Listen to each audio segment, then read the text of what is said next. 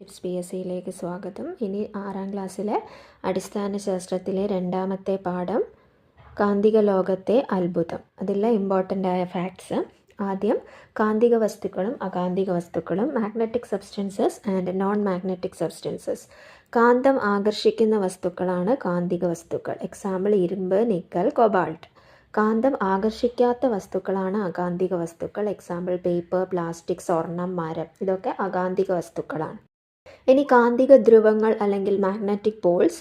സാധാരണയായി കാന്തത്തിൻ്റെ ആകർഷണബലം കൂടുതൽ അതിൻ്റെ അഗ്രങ്ങളിലാണ്. ആകർഷണ ശക്തി കൂടിയ ഈ അഗ്രഭാഗങ്ങളാണ് കാന്തിക ധ്രുവങ്ങൾ. ഏതൊരു കാന്തത്തിനും 2 ധ്രുവങ്ങൾ ഉണ്ടാവും. സാധാരണയായിട്ട് കാന്തത്തിൻ്റെ ആകർഷണബലം കൂടുതലായിട്ട് അതിൻ്റെ അഗ്രഭാഗത്താണ് ഉണ്ടാകുക. ഈ അഗ്രഭാഗങ്ങളെയാണ് കാന്തിക ധ്രുവങ്ങൾ അല്ലെങ്കിൽ മാഗ്നറ്റിക് പോൾസ് എന്ന് പറയാം. ഏതൊരു കാന്തത്തിനും 2 കാന്തിക ധ്രുവങ്ങൾ ഉണ്ടാവും. ഇനി കാന്തിക മണ്ഡലം അല്ലെങ്കിൽ മാഗ്നറ്റിക് ഫീൽഡ്. കാന്തം പ്രയോഗിക്കുന്ന ബലമാണ് കാന്തിക ബലം. കാന്തത്തിന് ചുറ്റും കാന്തിക ബലം അനുഭവപ്പെടുന്ന പ്രദേശമാണ് കാന്തിക മണ്ഡലം. കാന്തിക മണ്ഡലം അദൃശ്യമാണ്, നമുക്ക് കാണാൻ കഴിയില്ല. കാന്തം പ്രയോഗിക്കുന്ന ബലം കാന്തിക ബലം അല്ലെങ്കിൽ മാഗ്നറ്റിക് ഫോഴ്സ്. കാന്തത്തിന് ചുറ്റും കാന്തിക ബലം അനുഭവപ്പെടുന്ന ആ ഒരു പ്രദേശമാണ് കാന്തിക മണ്ഡലം അല്ലെങ്കിൽ മാഗ്നറ്റിക് ഫീൽഡ്. ഇനി കാന്തങ്ങളുടെ നിർമ്മാണം. കാന്തിക വസ്തുക്കൾ ഉപയോഗിച്ചാണ് കാന്തം നിർമ്മിച്ചിട്ടുള്ളത്. അൽനിക്കോ എന്ന ലോഹസങ്കരമാണ്, അതായത് അൽനിക്കോയിൽ അലൂമിനിയം, നിക്കൽ, കൊബാൾട്ട്, ഇരുമ്പ് ഇതും എല്ലാം ചേർന്നതാണ് അൽനിക്കോ ഇതിനായിട്ട് ഉപയോഗിക്കുന്നത്. അപ്പോൾ കാന്തിക വസ്തുക്കൾ ഉപയോഗിച്ചാണ് കാന്തം നിർമ്മിക്കുന്നത്. അൽനിക്കോ എന്ന ലോഹസങ്കരമാണ് സാധാരണയായിട്ട് ഉപയോഗിക്കുക. അൽനിക്കോയിൽ അടങ്ങിയിരിക്കുന്ന ലോഹങ്ങൾ അലൂമിനിയം, നിക്കൽ, കൊബാൾട്ട്, ഇരുമ്പ്. മറ്റു പല വസ്തുക്കളും കാന്തനിർമ്മാണത്തിന് ഉപയോഗിക്കുന്നു. സമേരിയം, കൊബാൾട്ട്, ഫെറൈറ്റ് റബ്ബർ, നിയോഡിമിയം എന്നിവ കൊണ്ടുണ്ടാക്കിയ വിവിധ തരം കാന്തങ്ങൾ നിലവിലുണ്ട്. സമേരിയം, കൊബാൾട്ട്, ഫെറൈറ്റ് റബ്ബർ, നിയോഡിമിയം. ഇവയിൽ നിയോഡിമിയം കാന്തങ്ങൾ കൂടുതൽ ശക്തിയുള്ളവയാണ്. അപ്പോൾ കാന്തം നിർമ്മിക്കാൻ ഉപയോഗിക്കുന്ന വസ്തുക്കളാണ് സമേരിയം, cobalt, ferrite rubber, neodymium. Neodymium കൊണ്ടുണ്ടാക്കിയ കാന്തങ്ങൾ കൂടുതൽ ശക്തിയുള്ളവയാണ്. സാധാരണ ഉപയോഗിക്കുന്നത് അൽനിക്കോ കൊണ്ടാണ്. അൽനിക്കോ എന്ന് പറഞ്ഞാൽ അലൂമിനിയം, നിക്കൽ, കൊബാൾട്ട്, ഇരുമ്പ്. ഇനി കാന്തിക ധ്രുവങ്ങൾ. ഭൂമിയുടെ വടക്കു ദിശയിലേക്ക് നിൽക്കുന്ന അഗ്രത്തെയാണ് കാന്തത്തിൻ്റെ ഉത്തരധ്രുവം അല്ലെങ്കിൽ നോർത്ത് പോൾ എന്നും, ഭൂമിയുടെ തെക്കു ദിശയിലേക്ക് നിൽക്കുന്ന അഗ്രത്തെ കാന്തത്തിൻ്റെ ദക്ഷിണധ്രുവം അല്ലെങ്കിൽ സൗത്ത് പോൾ എന്നും പറയും. അവയെ ക്യാപിറ്റൽ NS എന്നീ അക്ഷരങ്ങൾ കൊണ്ടാണ് സൂചിപ്പിക്കുന്നത്. ബാർ കാന്തത്തിൽ ഉത്തരധ്രുവത്തെ സൂചിപ്പിക്കാൻ പ്രത്യേക അടയാളം കൊടുക്കാറുണ്ട്. സാധാരണയായി ഒരു വെള്ള സ്പോട്ടാണ് ഉത്തരധ്രുവത്തിൽ അടയാളമായി കൊടുക്കുന്നത്. അപ്പോൾ ഭൂമിയുടെ വടക്കു ദിശയിലേക്ക് നിൽക്കുന്ന അഗ്രമാണ് നോർത്ത് പോൾ അല്ലെങ്കിൽ ഉത്തരധ്രുവം. ഭൂമിയുടെ തെക്ക് ദിശയിലേക്ക് നിൽക്കുന്ന അഗ്രമാണ് ദക്ഷിണധ്രുവം അല്ലെങ്കിൽ സൗത്ത് പോൾ. ബാർക്കാന്താണെങ്കിൽ അതിൽ പ്രത്യേക അടയാളം കൊടുക്കും. ഒരു വെള്ള സ്പോട്ടാണ് ഉത്തരധ്രുവത്തിൻ്റെ അടയാളമായി കൊടുക്കുന്നത്. ഇനി ഒരു കാന്തം പൊട്ടിയാൽ, ഒരു കാന്തം മുറിഞ്ഞ് 2 കഷ്ണങ്ങളായാൽ 2 കഷ്ണങ്ങളും ഓരോ ചെറു കാന്തങ്ങളായി തീരും. പിന്നെ ആ ഓരോ കഷ്ണത്തിലും വീണ്ടും ഉത്തരധ്രുവവും ദക്ഷിണധ്രുവവും വരും. ഇനി സ്വതന്ത്രമായി തൂക്കിയിട്ട കാന്തം എപ്പോഴും തെക്ക് വടക്ക് ദിശയിലാണ് നിൽക്കുക. ഇത് കാന്തത്തിൻ്റെ ദിശാസ്വഭാവം കാരണമാണ്. ഭൂകാന്തം. ഭൂമി ഒരു കാന്തമാണ്. ഈ ഭൂകാന്തത്തിന് ഒരു കാന്തിക മണ്ഡലമുണ്ട്. ഭൂകാന്ത ധ്രുവങ്ങൾ തെക്ക് വടക്ക് ദിശയിലാണ്. ഭൂമിയുടെ ഉത്തരധ്രുവം ഭൂകാന്തത്തിൻ്റെ ദക്ഷിണധ്രുവമാണ്. ഭൂമിയുടെ ദക്ഷിണധ്രുവം ഭൂകാന്തത്തിൻ്റെ ഉത്തരധ്രുവമാണ്. അതുകൊണ്ടാണ് സ്വതന്ത്രമായി തൂക്കിയിട്ട കാന്തം എപ്പോഴും തെക്ക് വടക്ക് ദിശയിൽ നിൽക്കുന്നത്. അപ്പോൾ സ്വതന്ത്രമായി തൂക്കിയിട്ട ഒരു കാന്തം എപ്പോഴും തെക്ക് വടക്ക് ദിശയിലായിരിക്കും നിൽക്കുക. കാരണം അത് കാന്തത്തിൻ്റെ ദിശാസ്വഭാവമാണ്. അതിന് കാരണം എന്താണെന്ന് ചോദിച്ചാൽ ഭൂമി ഒരു കാന്തമാണ്. ഈ ഭൂകാന്തത്തിന് ഒരു കാന്തിക മണ്ഡലമുണ്ട്. ഭൂകാന്ത ധ്രുവങ്ങൾ തെക്ക് വടക്ക് ദിശയിലാണ്. ഭൂമിയുടെ ഉത്തരധ്രുവം ഭൂകാന്തത്തിൻ്റെ ദക്ഷിണധ്രുവമാണ്. ഭൂമിയുടെ ദക്ഷിണധ്രുവം ഭൂകാന്തത്തിൻ്റെ ഉത്തരധ്രുവമാണ്. അതുകൊണ്ടാണ് സ്വതന്ത്രമായി തൂക്കിയിട്ട കാന്തം എപ്പോഴും തെക്ക് വടക്ക് ദിശയിൽ നിൽക്കുന്നത്. ഇനി ആകർഷണവും വികർഷണവും, അട്രാക്ഷൻ ആൻഡ് റിപ്പൽഷൻ. വ്യത്യസ്ത കാന്തങ്ങളുടെ ഒരേ ധ്രുവങ്ങളെ സജാതീയ ധ്രുവങ്ങളെന്നും വ്യത്യസ്ത ധ്രുവങ്ങളെ വിജാതീയ ധ്രുവങ്ങളെന്നും പറയും. സജാതീയ ധ്രുവം വികർഷിക്കുകയും വിജാതീയ ധ്രുവം ആകർഷിക്കുകയും ചെയ്യും. അതായത്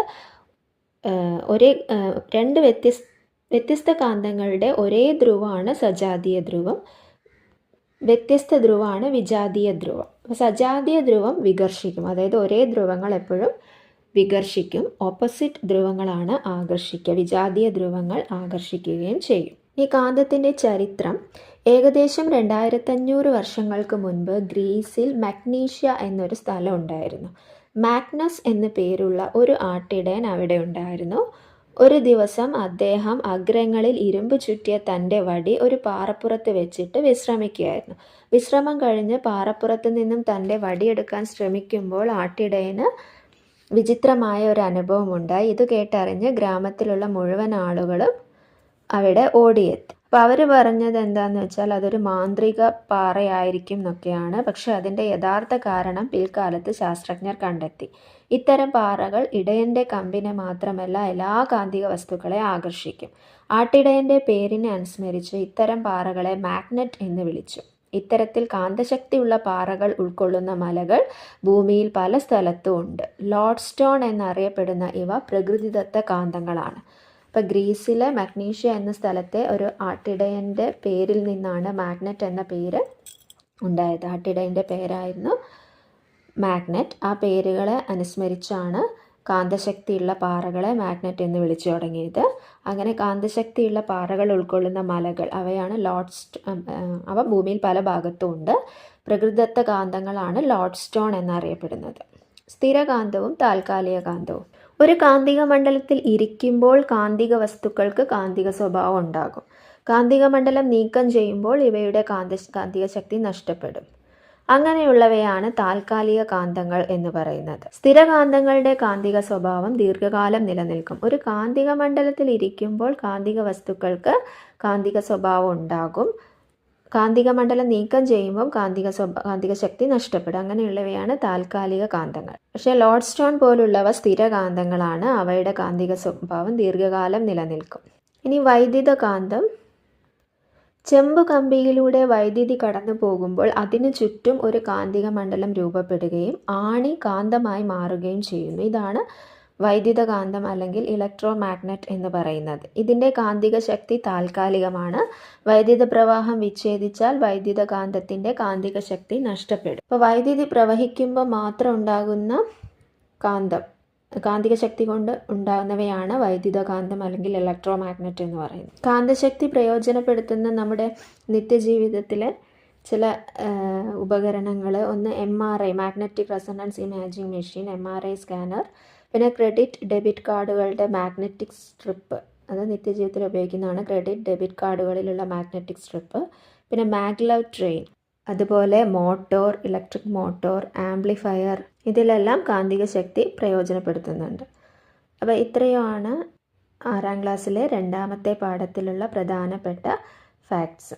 ഇനി 6ാം ക്ലാസ്സിലെ ബേസിക് സയൻസിൽ 3ാമത്തെ പാഠം നമ്മൾ പറയുന്നില്ല. കാരണം അസ്ഥിവ്യവസ്ഥയെക്കുറിച്ചാണ്. അസ്ഥിവ്യവസ്ഥയെക്കുറിച്ച് +1 SCERT ബയോളജി ടെക്സ്റ്റിനെ അടിസ്ഥാനമാക്കിയിട്ടുള്ള ഒരു ഡീറ്റെയിൽഡ് വീഡിയോ മുൻപ് ചെയ്തിട്ടുണ്ട്. അതുകൊണ്ട് 3ാമത്തെ പാഠം പറയുന്നില്ല. 4ാമത്തെ പാഠമാണ് ഇനി പറയുന്നത്, പൂക്കാം കായ്ക്കാം. അപ്പോൾ അതിൽ ആദ്യം പറയുന്നത് ഒരു പൂവിൻ്റെ ചില ഭാഗങ്ങളെക്കുറിച്ചാണ്. പൂഞ്ഞെട്ട് അല്ലെങ്കിൽ പെഡിസൽ പൂവിനെ തണ്ടുമായി ബന്ധിപ്പിക്കുന്ന ഭാഗമാണ്. പുഷ്പാസനം അല്ലെങ്കിൽ തലാമസ് പൂവിൻ്റെ മറ്റ് ഭാഗങ്ങൾക്ക് ഇരിപ്പിടം നൽകുന്ന ഭാഗം. വിതളപുടം അല്ലെങ്കിൽ കാലിക്സ് വിതളങ്ങൾ ചേർന്ന് രൂപപ്പെട്ടത് പൂമൊട്ടിനെ പൊതിഞ്ഞ് സംരക്ഷിക്കുന്നു. ദളപുടം അല്ലെങ്കിൽ കൊറോള ദളങ്ങൾ ചേർന്ന് രൂപപ്പെട്ടത് പൂവിന് ഭംഗിയും ആകർഷണവും നൽകുന്നു. കേസരപുടം ആൻഡ്രീഷ്യം കേസരങ്ങൾ ചേർന്ന് രൂപപ്പെട്ടത് പൂവിൻ്റെ ആൺ പ്രത്യുൽപാദന ഭാഗം. ജനിപുടം ഗൈനീഷ്യം പൂവിൻ്റെ പെൺ പ്രത്യുൽപാദന ഭാഗം. ജനിപുടത്തിൽ ഒന്നിലധികമോ ജനികൾ ഉണ്ടാകും. ഇപ്പോൾ പൂഞ്ഞെട്ട്, പുഷ്പാസനം, വിതളപുടം, ദളപുടം, കേസരപുടം, ജനിപുടം ഇതൊക്കെയാണ് ഒരു പൂവിൻ്റെ ഭാഗങ്ങൾ. അതിൽ നല്ല കളർഫുള്ളായിട്ട് കാണപ്പെടുന്ന ഭാഗം ഇതളുകൾ, അതെന്ന് പറയുന്നത് ശരിക്കും ദളപുടം അല്ലെങ്കിൽ കൊറോളയാണ്. കേസരപുടം അല്ലെങ്കിൽ ആൻഡ്രീഷ്യമാണ് പൂവിൻ്റെ ആൺ പ്രത്യുൽപാദന ഭാഗം. അതിലാണ് കേസരങ്ങൾ ഉണ്ടാവുക. കേസരത്തിലാണ് പൂമ്പൊടി ഉണ്ടാവുക. ജനിപുടം അല്ലെങ്കിൽ ഗൈനീഷ്യം പൂവിൻ്റെ പെൺ പ്രത്യുൽപാദന ഭാഗമാണ്. ജനിപുടത്തിൽ ഒന്നിലധികമോ ജനികൾ ഉണ്ടാകാം. ഇനി പൂർണ്ണ പുഷ്പം അല്ലെങ്കിൽ കംപ്ലീറ്റ് ഫ്ലവർ. വിതളപുടം, ദളപുടം, കേസരപുടം, ജനിപുടം എന്നീ 4 ഭാഗങ്ങളാണ് ഒരു പൂവിൽ പ്രധാനമായും കാണുന്നത്. ഈ 4 ഭാഗങ്ങളുള്ള പൂവിനെയാണ് പൂർണ്ണപുഷ്പം അല്ലെങ്കിൽ കംപ്ലീറ്റ് ഫ്ലവർ എന്ന് പറയുന്നത്. പൂക്കാത്ത ചില സസ്യങ്ങളുണ്ട്. അവയാണ് പൈൻ, സൈക്കസ്, പന്നൽ. ഇതൊക്കെ പൂക്കാത്ത ചില സസ്യങ്ങളാണ്. അതുപോലെ തന്നെ പായൽ പോലുള്ള ചെറു സസ്യങ്ങളും പുഷ്പിക്കാറില്ല. അവയൊക്കെ സസ്യങ്ങളുടെ തന്നെ വിവിധ വിഭാഗങ്ങളിൽ പെടുന്നതാണ്. ഇനി നീലക്കുറിഞ്ഞി. നീലപ്പൂക്കൾ കൊണ്ട് പശ്ചിമഘട്ട മലനിരകളെ മനോഹരമാക്കുന്ന ഒരു കുറ്റിച്ചെടിയാണ് നീലക്കുറിഞ്ഞി. സമുദ്രനിരപ്പിൽ നിന്നും 1200 മീറ്റർ ഉയരത്തിലുള്ള പുൽമേടുകളിലും ചോലവനങ്ങളിലുമാണ് ഇവ വളരുന്നത്. പശ്ചിമഘട്ടത്തിൽ കാണപ്പെടുന്ന വിവിധ ഇനം കുറിഞ്ഞികളിൽ ഒന്ന് മാത്രമാണ് നീലക്കുറിഞ്ഞി. ഇവ 12 വർഷത്തിലൊരിക്കൽ കൂട്ടമായി പൂവിടുന്നു. ഓഗസ്റ്റ് മുതൽ ഒക്ടോബർ വരെയാണ് ഇവയുടെ പൂക്കാലം. ഇനി കേസരപുടം. കേസരപുടം എന്ന് പറഞ്ഞാൽ കേസരങ്ങൾ ചേർന്ന ഭാഗം, ആൺപ്രത്യുൽപാദന അവയവമാണ്. കേസരത്തിന് തന്തുകം, പരാഗി എന്നീ ഭാഗങ്ങളുണ്ട്. പരാഗിയിലെ അറകളിലാണ് പരാഗരേണുകൾ അല്ലെങ്കിൽ പൂമ്പൊടി ഉള്ളത്. പുംബീജത്തെ വഹിക്കുന്ന ഭാഗങ്ങളാണ് പരാഗരേണുക്കൾ. അപ്പോൾ കേസരപുടം എന്ന് പറഞ്ഞാൽ കേസരങ്ങൾ ചേരുന്ന ഭാഗം. കേസരത്തിൻ്റെ ഭാഗമാണ് തന്തുകവും പരാഗിയും. ഒരു നാര് പോലുള്ള ഭാഗമാണ് തന്തുകം. പരാഗിയിൽ അറകൾ ഉണ്ടാകും. ആ അറയിലാണ് പരാഗരേണുക്കൾ അല്ലെങ്കിൽ പോളൻ ഗ്രെയിൻസ് ഉള്ളത്. അതിലാണ് പുംബീജം ഉണ്ടാകുക.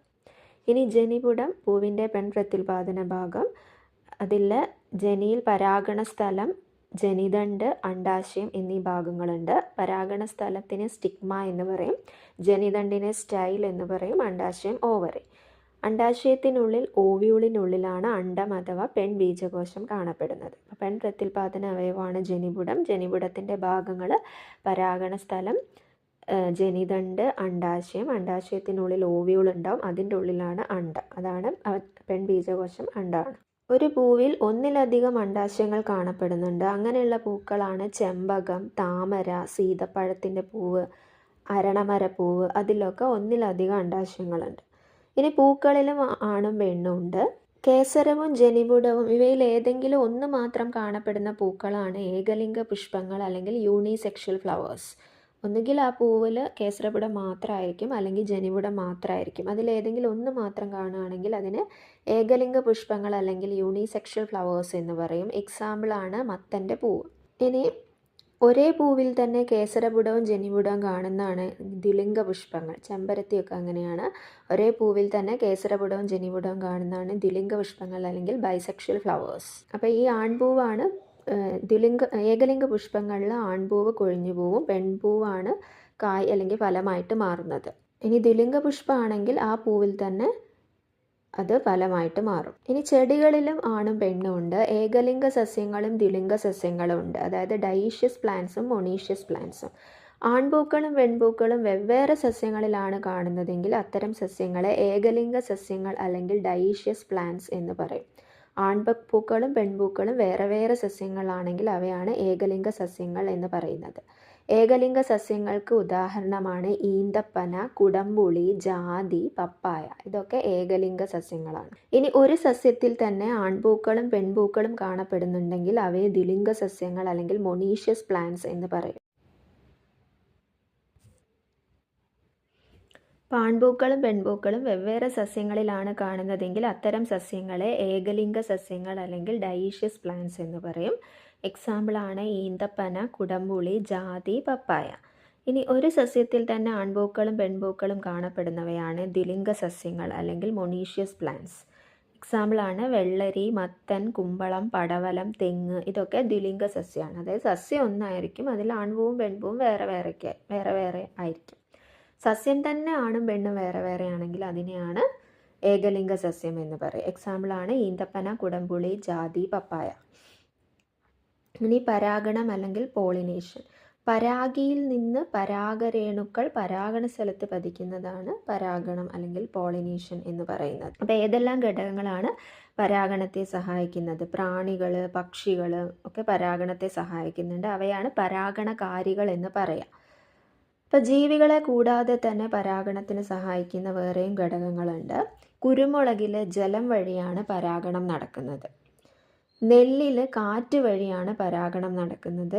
ഭാരം കുറഞ്ഞ ധാരാളം പരാഗരേണുക്കൾ ഉള്ളത് കൊണ്ടാണ് അത് സാധ്യമാകുന്നത്. കാറ്റിലൂടെ ഈ പൂമ്പൊടി ദൂരെ എത്തണമെങ്കിൽ ഈ പൂമ്പൊടിക്ക് അല്ലെങ്കിൽ പരാഗരേണുവിന് ഭാരം കുറവായിരിക്കണം. അതുകൊണ്ടാണ് നെല്ലിൽ കാറ്റ് വഴി പരാഗണം നടക്കുന്നത്. കുരുമുളകിൽ വെള്ളത്തിലൂടെയാണ് പരാഗണം നടക്കുന്നത്.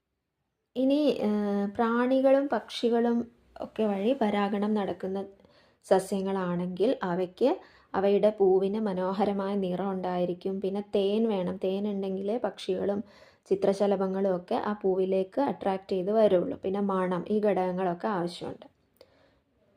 വാനില നമ്മുടെ നാട്ടിൽ കൃഷി ചെയ്യുന്ന ഒരു സുഗന്ധവ്യഞ്ജനമാണ് വാനില. ഈ സസ്യത്തിൻ്റെ ജന്മദേശം തെക്കേ അമേരിക്കയാണ്. വാനിലയിൽ പരാഗണം നടത്തുന്നത് ഒരിനം തേനീച്ചയാണ്. എന്നാൽ നമ്മുടെ നാട്ടിൽ ഈ തേനീച്ച ഇല്ലാത്തതിനാൽ കർഷകർ തന്നെ പൂക്കളിൽ കൃത്രിമമായി പരാഗണം നടത്തിയാണ് വിത്ത് ഉൽപ്പാദിപ്പിക്കുന്നത്. അപ്പോൾ വാനിലയുടെ ജന്മദേശം തെക്കേ അമേരിക്കയാണ്. വാനിലയിൽ സ്വാഭാവികമായി പരാഗണം നടത്താൻ സഹായിക്കുന്നത് തേനീച്ചയാണ്. പക്ഷേ നമ്മുടെ നാട്ടിൽ ആ ഒരിനം തേനീച്ചയാണ്. ആ തേനീച്ച നമ്മുടെ നാട്ടിലില്ലാത്തതുകൊണ്ട് കൃത്രിമ പരാഗണം വഴിയാണ് വാനിലയിൽ പരാഗണം നടത്തി വിത്ത് ഉൽപ്പാദിപ്പിക്കുന്നത്. ഇനി സ്വപരാഗണവും പരപരാഗണവും ഉണ്ട്. സെൽഫ് പോളിനേഷനും ക്രോസ് പോളിനേഷനും. ഒരു പൂവിലെ പരാഗരേണുക്കൾ അതേ പൂവിൻ്റെ പരാഗണ സ്ഥലത്തോ അതേ ചെടിയിലെ മറ്റൊരു പൂവിൻ്റെ പരാഗണ സ്ഥലത്തോ പതിക്കുന്നതാണ് സ്വപരാഗണം. എന്തായാലും ചെടി ഒന്ന് തന്നെ ആയിരിക്കും. ഒരു പൂവിലെ പരാഗരേണുക്കൾ അതേ പൂവിൻ്റെ പരാഗണ സ്ഥലത്തോ അല്ലെങ്കിൽ അതേ ചെടിയിലെ മറ്റൊരു പൂവിൻ്റെ പരാഗണ സ്ഥലത്തോ പതിക്കുന്നത് സ്വപരാഗണം. ഒരു പൂവിൻ്റെ പരാഗരേണുക്കൾ അതേ വർഗത്തിൽപ്പെട്ട മറ്റൊരു ചെടിയിലെ പൂവിൻ്റെ പരാഗണ സ്ഥലത്ത് പതിക്കുന്നത് പരപരാഗണം. ഇനി പരപരാഗണത്തെ പ്രോത്സാഹിപ്പിക്കുന്ന പ്രകൃതി. സസ്യങ്ങളിൽ മെച്ചപ്പെട്ടതും വൈവിധ്യമാർന്നതുമായ ഇനങ്ങൾ ഉണ്ടാകുന്നതിന് പ്രകൃതി തന്നെ സ്വപരാഗണത്തെ തടഞ്ഞ് പരപരാഗണത്തെ പ്രോത്സാഹിപ്പിക്കുന്നുണ്ട്. സസ്യങ്ങളിൽ വൈവിധ്യങ്ങൾ ഉണ്ടാവണമെങ്കിൽ പരപരാഗണം നടക്കണം. അല്ലാതെ ഒരേ പൂവ് തന്നെ ഈ പരാഗരേണു പതിച്ചാൽ അതേ പോലുള്ള ചെടി തന്നെയാണ് ഉണ്ടാവുക. അപ്പോൾ ചില സസ്യങ്ങളിലെ പൂക്കളിൽ ആൺ പെൺ ലിംഗാവയവങ്ങൾ വ്യത്യസ്ത സമയത്താണ് പാകമാകുന്നത്. ഉദാഹരണത്തിന് സൂര്യകാന്തിയിൽ കേസരം പൂർണ്ണ വളർച്ച എത്തിയതിന് ശേഷമാണ് ജനിപുടത്തിൻ്റെ വളർച്ച പൂർണ്ണമാകുന്നത്. അപ്പോൾ സ്വപരാഗണം നടക്കില്ല. അവക്കാഡോയിൽ ജനിപുടത്തിൻ്റെയും കേസരത്തിൻ്റെയും വളർച്ച പൂർത്തിയാകുന്നത് വ്യത്യസ്ത സമയങ്ങളിലാണ്. മേന്തോന്നിയിൽ സ്വപരാഗണം തടയുന്നതിനായി കേസരവും ജനിപുടവും 2 ദിശയിൽ കാണപ്പെടും. അപ്പോൾ വെറൈറ്റി ഉണ്ടാവാൻ വേണ്ടിയിട്ട് പ്രകൃതി തന്നെ ചെടികളിൽ ഓരോ സവിശേഷതകൾ കൊടുത്തിട്ടുണ്ട്. അതിനൊരു ചില എക്സാമ്പിൾസ്, സൂര്യകാന്തിയിലാണെങ്കിൽ കേസരം പൂർണ്ണ വളർച്ച എത്തിയതിനു ശേഷമായിരിക്കും ജനിപുടത്തിൻ്റെ വളർച്ച പൂർണ്ണമാവുക. അവക്കാഡോയിൽ ജനിപുടത്തിൻ്റെയും കേസരത്തിൻ്റെയും വളർച്ച പൂർത്തിയാകുന്നത് വ്യത്യസ്ത സമയങ്ങളിലാണ്. മേന്തോന്നിയിലാണെങ്കിൽ കേസരപുടവും ജനിപുടവും 2 ദിശയിലാണ് കാണപ്പെടുക. ഇനി പരാഗണത്തിന് ശേഷം ബീജസങ്കലനം അല്ലെങ്കിൽ ഫെർട്ടിലൈസേഷൻ നടക്കും. അതായത് പരാഗണത്തിന് ശേഷം പരാഗരേണു ജനിതണ്ടിലൂടെ അണ്ഡാശയത്തിലേക്ക് ഒരു നാളിയായിട്ട് വളരും. ഈ നാളിയിലൂടെ പുംബീജം അണ്ഡാശയത്തിലെത്തി അണ്ഡവുമായി കൂടിച്ചേരും. പുംബീജവും അണ്ഡവുമായി ചേർന്ന് സിക്താണ്ഡം അല്ലെങ്കിൽ സൈഗോട്ട് ഉണ്ടാകും. അതാണ് ബീജസങ്കലനം അല്ലെങ്കിൽ ഫെർട്ടിലൈസേഷൻ. ഇനി ഫെർട്ടിലൈസേഷന് ശേഷം എന്തൊക്കെ മാറ്റങ്ങൾ ഉണ്ടാകും? സിക്താണ്ഡം അല്ലെങ്കിൽ ഈ സൈഗോട്ട് ഭ്രൂണാവും, ഓവ്യൂള് വിത്താവും, ഫലമായിട്ട് മാറും. അപ്പോൾ സിക്താണ്ഡം ഭ്രൂണമാകും, ഓവ്യൂളിനുള്ളിലാണ് അണ്ട ഉണ്ടാവുക. അപ്പോൾ ആ ഓവ്യൂള് വിത്തായിട്ട് മാറും, അണ്ഡാശയം മൊത്തം ഫലമായിട്ട് മാറും. ഇനി ഒരു അണ്ഡാശയം മാത്രമാണെങ്കിൽ ഒരു ഫലമാണ് ഉണ്ടാവുക. കൂടുതൽ അണ്ഡാശയം ഉണ്ടെങ്കിൽ കൂടുതൽ ഫലങ്ങൾ ഉണ്ടാകും. ഒരു പൂവിൽ നിന്ന് ഒരു ഫലം ഉണ്ടാകുന്നതാണ് ലഘുഫലം അല്ലെങ്കിൽ സിമ്പിൾ ഫ്രൂട്ട്. എക്സാമ്പിൾ മാങ്ങ, വെണ്ട, പയർ, പപ്പായ, ഇതൊക്കെ ഒരു പൂവിൽ നിന്ന് ഒരു ഫലമാണ് ഉണ്ടാവുക. അതിനെയാണ് സിമ്പിൾ ഫ്രൂട്ട് അല്ലെങ്കിൽ ലഘുഫലം എന്ന് പറയുന്നത്. ഒരു പൂവിൽ ഒന്നിലധികം അണ്ഡാശയങ്ങൾ ഉണ്ടെങ്കിൽ ഒന്നിലധികം ഫലങ്ങൾ ഉണ്ടാകും. സീതപ്പഴത്തിൻ്റെ പൂവിൽ ഒന്നിലധികം അണ്ഡാശയങ്ങളുണ്ട്. അപ്പോൾ ഒന്നിലധികം അണ്ഡാശയങ്ങളുള്ള ഒരു പൂവിൽ നിന്നുണ്ടാകുന്ന ഫലങ്ങളാണ് പുഞ്ചഫലങ്ങൾ അല്ലെങ്കിൽ അഗ്രിഗേറ്റ് ഫ്രൂട്ട്. ഒന്നിലധികം അണ്ഡാശയങ്ങളുള്ള ഒരു പൂവിൽ നിന്നുണ്ടാകുന്ന ഫലങ്ങളാണ് പുഞ്ചഫലങ്ങൾ അല്ലെങ്കിൽ അഗ്രിഗേറ്റ് ഫ്രൂട്ട്. എക്സാമ്പിൾ സീതപ്പഴം. ഇനി വിത്തില്ലാത്ത ഫലങ്ങൾ. ബീജസങ്കലനം നടക്കാതെ ചില സന്ദർഭങ്ങളിൽ അണ്ഡാശയം ഫലമായി മാറാറുണ്ട്. ഇത്തരം ഫലങ്ങളിൽ വിത്തുണ്ടാകാറില്ല. പാർത്തനോകാർപ്പി എന്നാണ് ഈ പ്രതിഭാസം അറിയപ്പെടുന്നത്. വിത്തില്ലാ ഫലങ്ങൾ പ്രകൃതിദത്തമായി ഉണ്ടാകാറുണ്ട്, കൃത്രിമമായി അവയെ ഉണ്ടാക്കാറുണ്ട്. വാഴപ്പഴം, കൈതച്ചക്ക എന്നിവ ഇത്തരം പ്രകൃതിദത്ത ഫലങ്ങളാണ്. വിത്തുണ്ടാവില്ല അവയ്ക്കൊന്നും.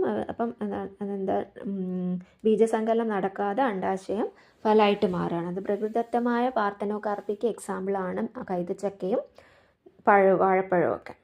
പാർത്തനോകാർപ്പി എന്ന് പറഞ്ഞാൽ ബീജസങ്കലനം നടക്കാതെ അണ്ഡാശയം ഫലമായിട്ട് മാറുന്നതിനെയാണ് പാർത്തനോകാർപ്പി എന്ന് പറയുക. അതിൽ വിത്തുണ്ടാവില്ല. ഇനി മുന്തിരി, തക്കാളി, തണ്ണിമത്തൻ എന്നിവയുടെ വിത്തില്ലാത്ത ഇനങ്ങൾ കൃത്രിമമായിട്ട് പാർത്തനോകാർപ്പി വഴി വികസിപ്പിക്കാറുണ്ട്. ഒരു പൂങ്കുലയിൽ ഉണ്ടാകുന്ന ഒന്നിലധികം ഫലങ്ങൾ കൂടിച്ചേർന്ന് ഒറ്റ ഫലമാകുന്നതാണ് സംയുക്ത ഫലം, മൾട്ടിപ്പിൾ ഫ്രൂട്ട് എന്ന് പറയുന്നത്. ഇപ്പം മാവിനൊക്കെ ആണെങ്കിൽ പൂങ്കുലയിൽ ഓരോ പൂവും ഓരോ മാങ്ങയായിട്ട് മാറും.